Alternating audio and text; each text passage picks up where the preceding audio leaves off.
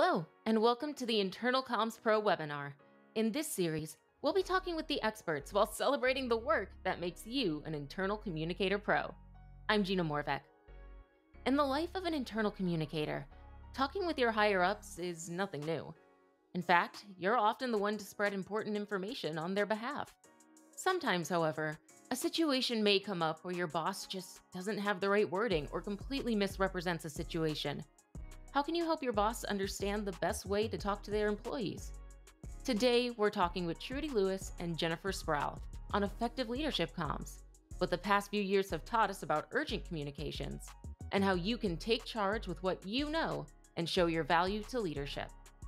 At Internal Comms Pro, we appreciate the time and resources our guests provide to help make your job as an internal communicator easier. If you'd like access to other webinars, resources, articles, and more, sign up for our free newsletter at www.internalcommspro.com/subscribe. All right, well, thank you both for coming. We're going to have a great conversation today. But before we start, we'd like to take a moment to have you both introduce yourselves to our audience so they know who you are and what you do. Jennifer, let's start with you. Yeah, absolutely. And thank you so much for having me. So I am Jennifer Sproul. So I'm the Chief Executive of the Institute of Internal Communication, which is a professional membership body based over in the UK, solely dedicated to the internal comms profession. Yeah. Hi, thanks for having me. I'm a leadership coach and a communications consultant. I work for myself, so I have a company called Colineo and do a few things in the industry as well. So through CIPR and so on. So today we're talking about leadership communications, and before we get too deep into it, I think it's fair just because there's a lot of different communications out there, and this is just another one in the bucket. So I'd love to take a moment just to clarify what exactly is leader communications, what that means for internal communicators, and what sets it apart from other types of communications that we've talked about. So I think leadership communication, I mean, it's an interesting question in terms of what makes it different and why is it so unique. I think obviously from a leadership point of view, it's the person that's speaking, it's who delivering it, and that tone and that context that they therefore then set for that organization. And it probably is also thinking more about the embodied communication that makes up leadership communication, and it has so much more perhaps considerations than you would think about with more broadcast style communication. So I think it's more the embodied approach of leadership communication where it becomes more complex and important, but also tonal in an organization, and what that therefore then sets out. So I think that would be my first step, but I'm sure Trudy's got more wonderful values to add to that question. Yeah, that was spot on. Yeah, just to add to that, I think leadership communications is different because of the priorities and the place that leaders have within the organization. So for them, there's a lot more of a requirement for them to lead and to guide and to influence and to persuade people. They've got to be able to control situations and so on. So when you think of it in terms of how we handle it as internal communications people, there's so much more for us to do. To get them on side, to help them to actually portray that. And Jennifer spoke about tone. That's a really important thing. And I guess for us as practitioners, that's exactly perhaps the area that we would help in. But it is different because it's not as fast. It's a lot more, requires a lot more diplomacy. and also we as from our perspective, we have to build a lot more trust in order for them to engage with us. So it's funny, this question in particular seems to make its way into every webinar I've recorded so far, but I think it's worth bringing up. It's safe to say in the past couple of years, specifically 2020, when COVID started, the world of business and communications in general was basically put through the fire. They had to do learnings really quick to figure things out, and there was a lot of trial and error.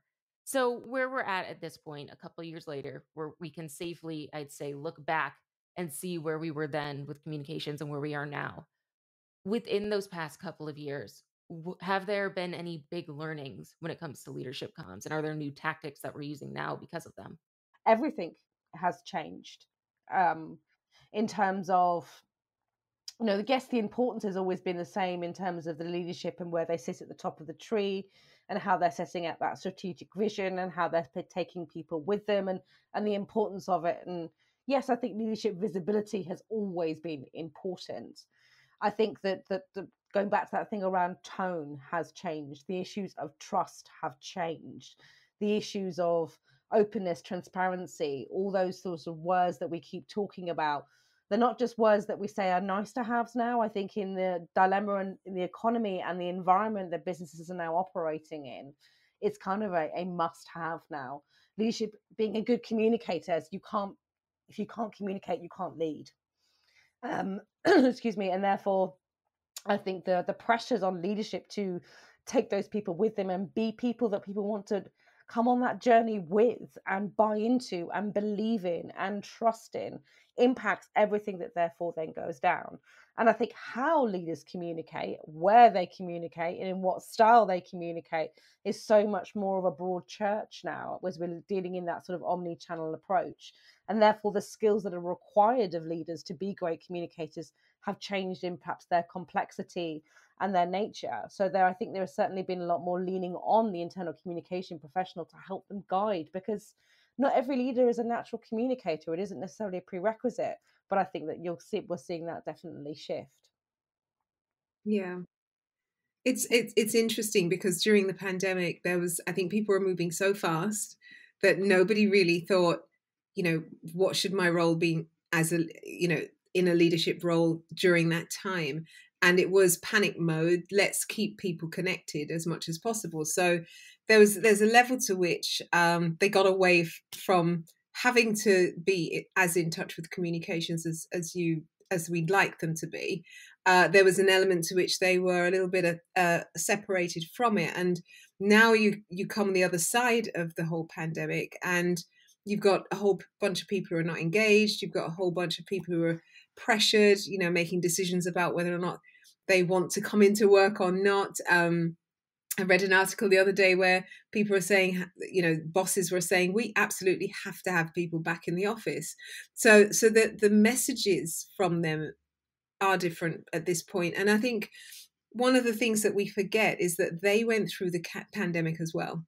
So some of the same pressures and challenges that we've had as individuals, they've also had. And what I'm seeing is pretty much a bunch of leaders who, we're still struggling to navigate our way through how we connect with people and how we connect with our staff in particular, especially around difficult issues. We've had really strong issues around DEI. We've had strong issues about from the pandemic, the economy, climate change. There's so many big issues at the moment. And I think any leader at them right now that, it's really a challenge for them to navigate through this. And this is where I think, as much as possible, they need some kind of support from somebody to help them to work it out, because it literally is, I'm not sure how to engage with people at this time. Things are so volatile, since things are so uncertain. What am I supposed to tell people, and how am I supposed to interact when I myself am also trying to work through this? I think that's a really good point, Trudy. And I think that it's really a fearful place to communicate in. It's fearful saying the wrong thing, or getting the wrong word, or the wrong tone, or pitching that can have so many devastating consequences for an organization in this time. When you have things like pace, but also you have things like reputation management.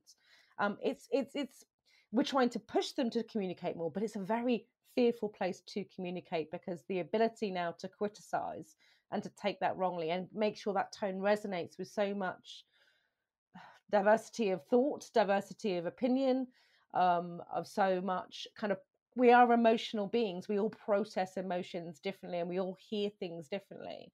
And I think it's a very scary place to communicate as a leader. And I totally agree, Trudy. Sometimes leadership just needs that little bit of extra help with what to say or how to say it, which goes to our next question. For internal communicators that need to help their higher ups or their bosses send out important messages, what can they do to start helping them, or even just teaching or coaching them in going about the right way to say certain things? I think I'll kick this off by just just the normal thing that we should be doing as internal communicators, and that is building rapport, building relationships with them, and allowing them to get to the point where they actually trust us. That doesn't come easily, because sometimes we get stuck in the weeds. We're working really at a fast pace, pumping out the communications, doing a lot of delivery, and not realizing that one of the biggest things that we need to do is manage and look after our stakeholders. So there's a big part for me about getting to know your leadership, but also getting to know some of the challenges that they have around at this particular time or any given time. What problems are the business having that actually is a pressure to this leader, so that when you do have conversations with them, you're able to relate to some of the things. I mean, obviously not on the same level, but you're able to relate to a certain extent as to how something is challenging, why it's challenging, and also, to have that justification as to why they need to communicate. If you give an example like change, there are so many times when leaders will tell you they don't want to talk about it. Let's not go into detail. We're having this change, we'll let somebody else handle it, and they don't actually talk. And that's the time when it's most critical for them to actually be the most visible person with a very clear message about what's happening and why it's happening. And in our position as internal communicators, it's to come alongside, and for that leader to feel that they can trust us enough to take them through that experience of saying, well, I'm saying that you don't say it this way, you address things in a more detailed way. So I'm going to guide you through as to how you do that. And then they feel comfortable doing it. But so many times, you hear this argument about there's a pushback, and then the internal communicator doesn't know what to do. And, they actually feel as if to say they don't have any power there. And I think the power there is the very thing that we learn as communicators is we communicate, and we know how to interact with people properly. And I think we need to use that power to engage our leaders as well. And I think that shifts it a lot. With what Trudy's saying, and I think there's this piece around making sure we invest in that relationship and that dialogue. And also remember, we've talked about it, they're humans too. They have fears, they have worries, they have things they're not comfortable with. And with anybody, and I speak in my role as a personal, as a human and as a chief exec, if one of my team members comes to me and says, I can help you with that, what's your problem? I'm like, I'm really nervous about speaking in an audio way. How do I do that so that people feel connected to me? If someone can give me advice and support me on things that I'm struggling with or I'm having challenges with, that I trust, that has a relationship with me, that speaks to me as a human as well, that's also a great place to start. I think the power point that Trudy makes is so important, that what we have as internal communicators is we talk about it a lot, we're a bridge. If we're doing a great job, we are plugged in at every aspect of an organization and we're listening. Leaders also have limited time, they have limited bandwidth. So it's really important for them, but they know what their issues are. If you can say, like, I understand this audience, what's resonating, what is being talked about, I have that knowledge and I have that power and I have that ability to help you play that connection between the two. I think that's a really powerful place to be, as a bridge, is where you are as an internal communicator continually listening. You're listening to what leaders need, you're listening to where the people are, how they're interpreting it and what they need. And if you've built that point of trust and advice, as Trudy describes it, and you have that relationship, you can be a really, really powerful ally to a leader. And that's often what they need, is they need powerful allies. And I think what you said a little bit ago, Jennifer, makes total sense, that if an internal communicator is doing their job properly, that they know what their departments want to hear, that they should have their hand in every single department, just so they have a general lay of the land, which would, of course, make their communications more effective. So, the next thing I wanted to ask, and this is something that I've heard from some communicators, I think others might debate it, but a pattern that I have seen from some communicators is that during COVID, when it came to internal communications, that the internal communicator was given all of these jobs suddenly in this panic, and things were put in their lap, probably things that they weren't used to handling. And they ran and they did their best with it. And again, we had learnings, and I'm sure some came out the other end as absolute rock stars. And the company comes out the other end, and they've learned through these trial and errors, but they've got a good communication system going for their hybrid or remote workforce. For some internal communicators, now that they've gotten to that point where their company, that panic has settled for their company and they're kind of settling down, they feel as if now they're being pushed back into that original spot where possibly their value wasn't recognized as it was in that past year and a half of panic. So, for those communicators in that position, how can they go about reestablishing that trust to remind their leaders of their value? Uh, it's a interesting question in terms of, yes, I think there was that, as you say, the panic, and now, but actually, yes, the panic is over, but the complexity is far greater for any organization. We may not be panic driven so much in terms of how do I deal with such sensitivity with compassion and empathy and get all that right, and the volume and the pace of which we had to put out particular COVID communications. But there is no going back, there is no backward, there is only forward. And actually, for those internal communicators listening now, what I would be doing is thinking about, well, what are the complexities within which businesses are operating, and therefore what are the challenges? And it goes back to that question that Trudy was saying at the beginning: what is on the mind of the leaders and on the mind of the business? If you're in that place where you feel like you've been pushed back because there's not so much panic, but there has never been more complexity. And for me, I'll be investing my time in conversations to understand what those complexities are in the organization. And then therefore identifying how I, as a professional community, can be a solution provider to those complexities.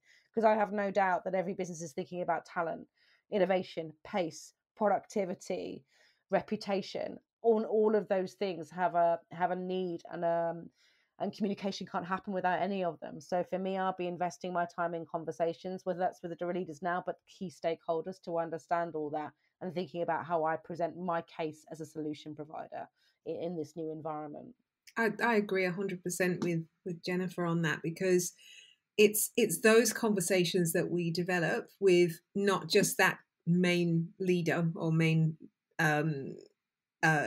person who's in charge, but also some of the key people around that. So a good place to start are the other directors, the other senior leaders in the organization, and within that, find allies, find people who are already interested in your area, already kind of, yeah, I'm warm towards communication. I understand the value of it. It is hard to find, say, the whole leadership team being, yeah, I'm 100% understanding the value of communication.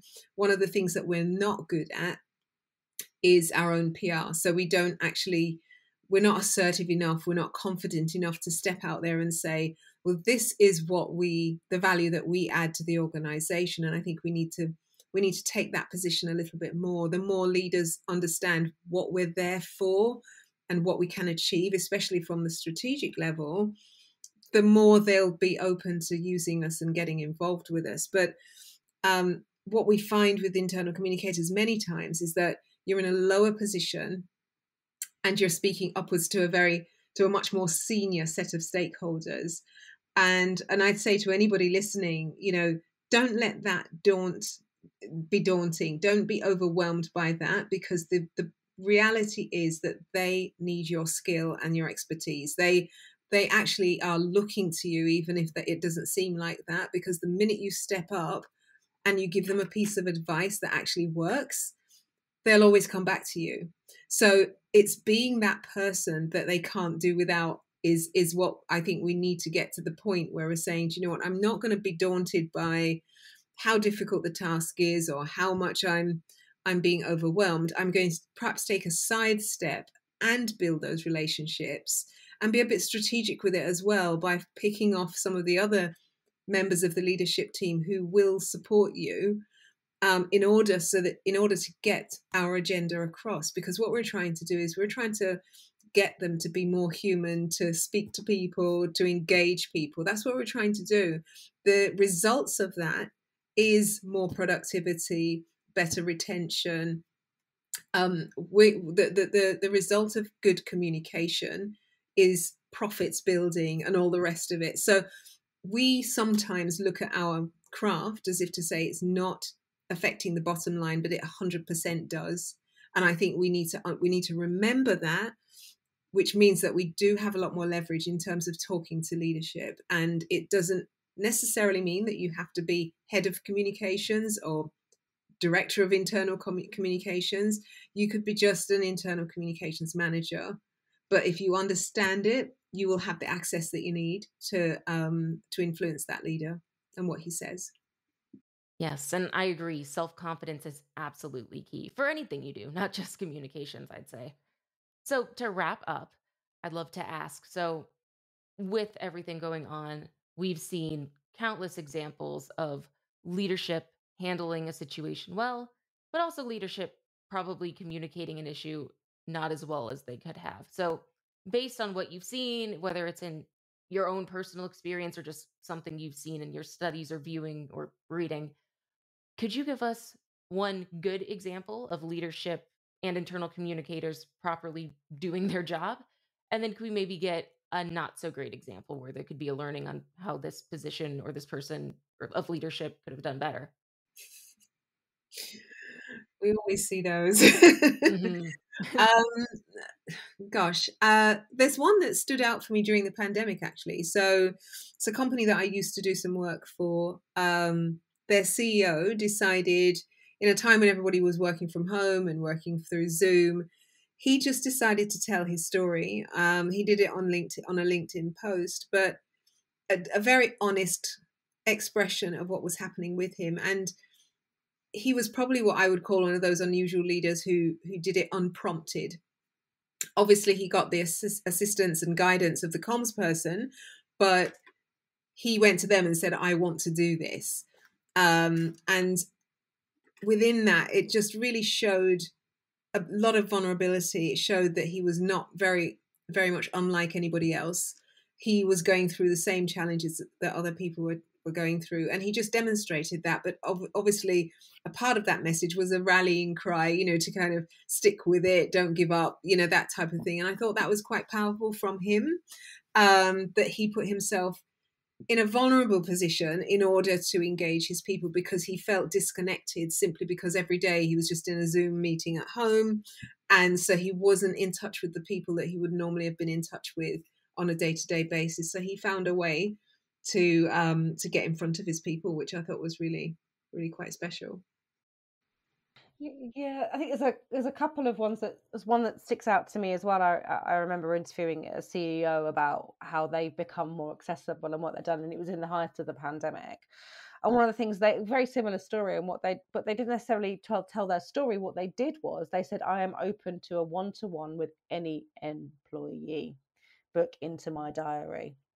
And in that year, I think had 500 one-to-ones with employees of every different level, but just made my diary available. And they might have been just 10-minute conversations, but he was visibly accessible. And that person might have been somebody out on the road. I think it was for an energy company, and they were out and they were engineers, but just sort of come to me and talk to me about what you're dealing with or an issue that you've got. I want to listen and I'll have time with you. And I thought having the open diary policy, and I think what it gave him actually was knowledge. From that, he could work out from the employees on the field what was going wrong or where the problems were, or things that they've done that just didn't make sense, or process that they had. So for him, it was really good, great because they felt listened to. But from his point of view, it gave him knowledge in terms of what was wrong in the business and how to make it better, to drive up that organization. I thought that was a very savvy way of doing that. And they got obviously reported to be one of the great places to work as well. I think a bad example, we've seen a few of those, haven't we, Trudy, in the media over here this year. There's certainly some that are in the public domain, where the reputation management has been poor. Or you look at the Brewdog example, that was a really big one over here in the UK, where there was an open letter from the employees about a toxic culture, and that was met with defence as opposed to acceptance and going. We talk about it a lot, and you can talk about it a lot in the political sphere as well. As often what we haven't heard with some leaders particularly is mea culpa, or I made wrong, or I did something wrong. I've heard you, I've listened to you, let me be honest, and I'll fix that, and I understand why that was wrong. I think that those leaders where they perhaps use things where they haven't had favorable comments, but they've defended that, rather than accepted some humility around that, or the lack of that has therefore then just meant that sense of distrust, because I haven't felt that honesty from you, or that acceptance from you, that you understand me and my perception and where I'm coming from. So I think those are probably the two, one good and perhaps one bad classification that I've seen as, and that impact that it's had on trust. Thank you so much for joining us today. If you'd like to connect with our guests or dive into the topic even further, check out the associated blog page on www.internalcommspro.com/blog. Until next time, I'm Gina Morbeck.